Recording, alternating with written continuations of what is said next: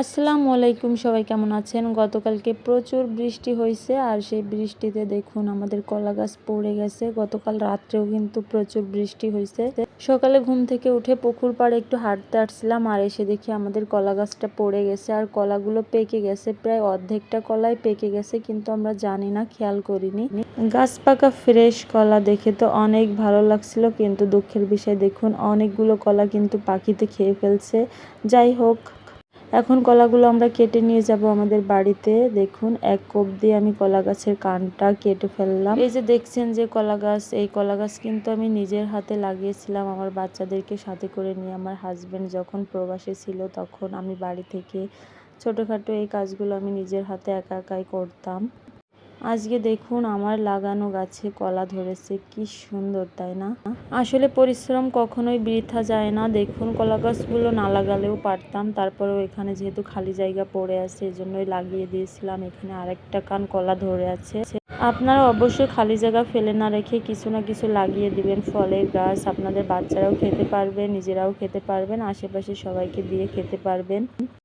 দেখুন আমি অনেক কষ্ট করে এই কলা গাছের চারাগুলো উঠিয়ে এনে এখানে লাগিয়ে দিছিলাম, তখন আমার বাচ্চারা ছোট ছোট ছিল। আজকে দেখুন সেই গাছের কলা ধরে পেকে গেছে, গাছেই পেকে আছে আর আমার বাচ্চারাও মাশাআল্লাহ খাওয়া শিখে গেছে। আপনারা সবাই আমার বাচ্চাদের জন্য দোয়া করবেন। এখন আমি তাদেরকে এই কলাগুলো কেটে দিতে পারবো, আশেপাশে সবাইকেও দিতে পারবো, এমনকি নিজেরাও খেতে পারবো।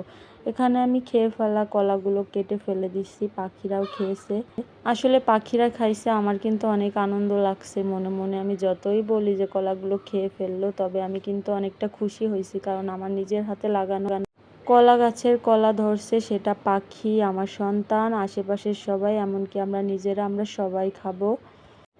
আমার মতো এভাবে কে কে নিজের হাতে গাছগাছালি লাগাতে পছন্দ করেন অবশ্যই কমেন্টে জানাবেন। আর আমার ভিডিওটা আপনাদের কাছে কেমন লাগছে অবশ্যই সেটাও কমেন্টে জানিয়ে যাবেন। গাছের প্রথম কলাটা কিন্তু অনেক মিষ্টি ছিল। এখানে আমার সন্তান এই যে কলা খাচ্ছে, দেখতেই পারছেন। কলাটা কিন্তু একটাও বিচি নেই কলাতে। অনেক কলা আছে কিন্তু ভিতরে বিচি থাকে, সেটা খাওয়া যায় না। এই প্রথমই এই কলাটা আমরা সবাই মিলে খেলাম। কলাটা কিন্তু অনেক সুস্বাদু। আপনাদের তো কিনে খাওয়া লাগে, তবে আমরা গাছের এভাবেই টাটকা ফ্রেশ ফল খাই। যাদের গ্রামের বাড়ি, এই ভিডিওটা তাদের কাছে অনেক ভালো লাগবে। আর যারা গ্রাম থেকে শহরে গেছেন তারা এই ভিডিওটা দেখে কিন্তু অনেক আফসোস করবেন। যারা গ্রাম থেকে শহরে থাকেন তারা অবশ্যই ভিডিওটা দেখে আপনাদের অনেক আফসোস লাগবে, অনেক মিস করবেন গ্রামের এই ফলগুলো। এই কলাগুলো পেয়ে আমার বাচ্চারা কিন্তু অনেক খুশি। আমার ছেলেটা অনেক অসুস্থ, এই কয়দিন ধরে কিছুই খায় না, তবে এই কলাটা পেয়ে সে খাচ্ছে, দেখতেই পারছেন তার চেহারা দেখেই। আমার ভিডিওটা এই পর্যন্ত। সবাই ভালো থাকবেন, আমার বাচ্চাদের জন্য